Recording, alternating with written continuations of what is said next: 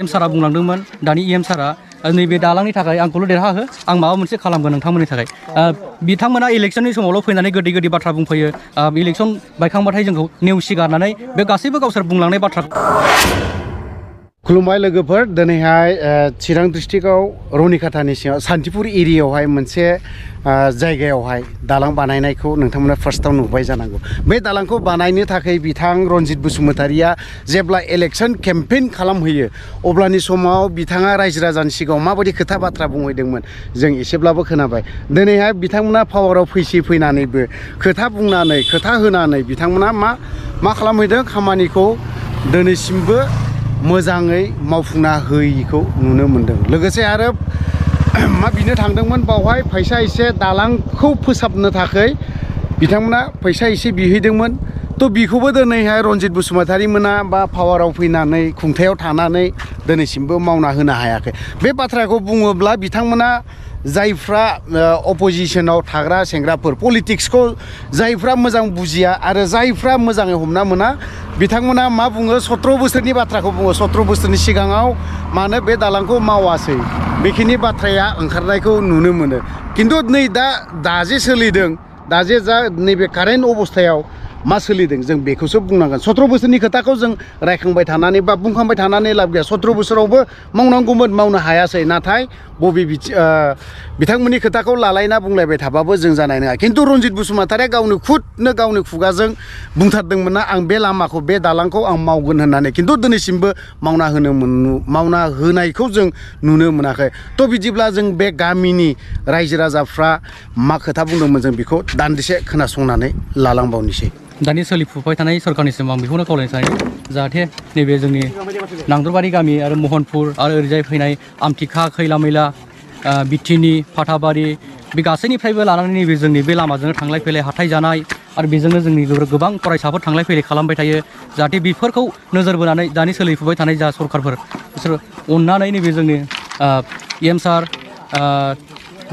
MLA सार बिथांमोना नैबे जोंनि दालांखौ नोजोर बोनानै एसे गामिनि थाखाय अनसुंथाइ हरोबा जों एसे मोजां गोजोननाय मोनगौ आरो बिथांमोना थांनाय बिटिसि इलेक्शनाव एम सारा बुंलांदोंमोन दानि एम सारा नैबे दालांनि थाखाय आंखौल' देरहा हो आं माबा मोनसे खालामगोन नोंथांमोननि थाखाय बिथांमोना इलेक्शननि समावल' फैनानै गोदै गोदै बाथ्रा बुंफैयो इलेक्शन बायखांबाथाय जोंखौ नेवसिगारनानै बे गासैबो गावसोर बुंलांनाय बाथ्राखौ नागारनानै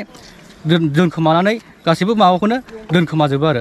आं बेनिखायनो खावलायदों जाहाथे नैबे दानि सोलिफुबाय थानाय सरकारा सिगांनि बाथ्राफोरखौ जाय बिथांमोना बुंदोंमोन बिसोर एसेब्लाबो गोसोखांनानै जाहाथे नैबे जोंनि दालांनि थाखाय एसेबाबो सरकारनि अनसुंथाइखौ हरो आं बेखौनो लुबैयो आरो गामिनि जानानै बे दालाङा खमैबो नैबे दा स्लुइस गेट गोदान बानायनो नागिरनायनिफ्रायनो जों बे माबाखौ बिराद खस्थ'यै भुगिनांगासिनो आरो बिनि सिगांबो जोङो बिराद खस्थ'खा थांलाय फैलाय जोङो बेला दैजोंनो बारसोमनांगौ गोनां जायो आरो समाव बेजोंनो हिनजावफोरबो थांलाय फैलाय महिलाफोर थांलाय फैलाय खालामबाय थायो गथ'फोर स्कुलाव थांलाय फैलाय बिराद दिगदार जायो बेनिखायनो जों बेखौ नोजोर बोनानै नैबे जोंनि गामियानो सानलायलायनानै नैबे दालांखौ बानायनांगौ बायध'था जानानै फैदों आरो गोबावसै दानि बे बुस्थुखौ सरकारा नायोब्ला दालांफोर होनानै होयोब्ला आरो बे बान्दोआ जायोब्ला बिराद मोजां जागौ आरो बेजों बारजोबखायो आमथिखानिफ्राय लानानै मथा मथि ओरै आमथिखानि साहाजों बिटिनि पाकमारा बेफोर ओरै फैजोबो बिराद बेजालाहाय दालाङा मानो होनोबा बिराद खस्थ'यै जों बारनांगौ जायो आरो नै रायजो राजाया बेसेबां खस्थ' खालामना होदों दा बेफोरखौ सरकारा नायनानै होयोब्ला मोजां जागौ आरो दा जोंना नैबे नांदरबारिनि पास जाहैबाय ओमफ्राय नांदरबारिनि साहाजों ओरैहाय महनपुर दं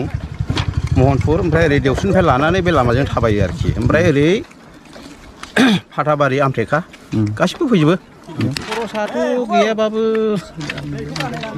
70,000सो थांखायो आरोखि 70-75 बिदिनो औवाजों गुनाजों ओमफ्राय दा नै दा जों खनसे बानायनानैहाय बेखौ माइ गायखांनानै खनसे बानायबावनांगौ आरोखि ओमफ्राय स्लुइस गेट बलायखांनानैबो दैया देरो नालाय गारिथ' बारनो हाखाया ओमफ्राय बे समावबो जों खनसे रिपेयार होबावो आरोखि ओमफ्राय गोदान स्लुइस गेट बानायनो नागिरदोंमोन ओमफ्राय जायाखै जाहैदों आरोखि मथा मथि 5 बोसोरसो जाबाय आरोखि बे स्लुइस गेट गोदान बानायनो नागिरनाया बेनिफ्रायनो गैया जोंहाथ' खावलायनांगौआ गोबां दङ ओमफ्राय जोंथ' बिदि मिडियाबो लिंहरफेराखैमोन देग्लायसो फार्स्ट लिंहरनाय जादों आरोखि नोंथांखौ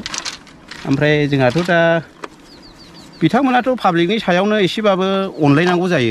जायो पाब्लिकनि थाखायसो बिथांमोना EM जादों MLA जादों बेफोरबायदि नालाय दा बेनिखायनो पाब्लिकखौ एसे अनोब्ला मोजां जायो आरोखि माने जों अनजानो लुगैयो फेरेंगा सारनि समस्ति गोलैयो बियो बिथांखौ जों अनजानो लुगैयो आरोखि जेनेबा बिदिनो बोसोराव खनसेसो फैनानै जोंबो थांखायो थांनाया खिन्थु जों नांगौ बायदि मोना आरोखि हरगोन होनो ओमफ्राय हरबाबो बिदिनो थोजासे जाया बिदिनो 5-6 हाजारल' बिदिनोथ' जोंना थोआ नालाय बेफोरबायदि जायो आरोखि गैयाब्लाबो ओरैनो 40,000 50,000 हरोबा जोङो रायजोआ एसे एनै औवाफोर खांलायलायनायजों मेनेज खालामनो हायो आरो मा बेफोरबायदि आरोखि বিচাৰিছোঁ ইয়াতে বিৰাট দিগদাৰ হৈ আছে মেলাই আছে এইফালে মেলা দূৰ লৈ আছে মানে ইয়াতে যাৱা অহা বৰ্ষা দিনত বিৰাট দিগদাৰ জলং ঠিক নাই স্কুল মানুহ যাৱা অহা দিগদাৰ আৰু এইফালে বেমাৰ আজাৰ হ'লে এতিয়া अहा जा दिगदार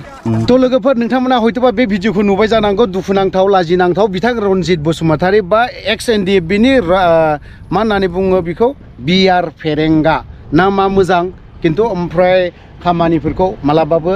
मोजां मावनानै खोन्थायाखै ओरैनो खुगाफ्राव दाखालि साननैसो मोजां मोजां बाथ्रा बुंदों ओमफ्राय जिकुनु स्टेटमेन्ट हो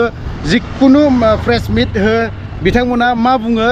सीएम होन बा इएम होन एमसिएलए होन बिथांमोना माखौ माखौ बुंबाय आसामनि सीएम सार सब समाय सार आसामनि बाथ्रा पावारा लायनो बिराद गिदिर लायनो पावार गिदिर थाब्लाथ' बेफोरबायदि आसामनि चिफ मिनिस्टार बिनि बाथ्राखौ बुंखांबाय थानो बा रायखांबाय थानांगौनि दरखार गैया होननानै आं सानो थ' लोगोफोर नोंथांमोना जाखिनि भिडिअ खालामनाय बेखौ नोंथांमोना नुबाय जानांगौ आं बारा गोलाव खालामनो सानाखै पइन्ट दोनथ'बाय जय बर' हारिनि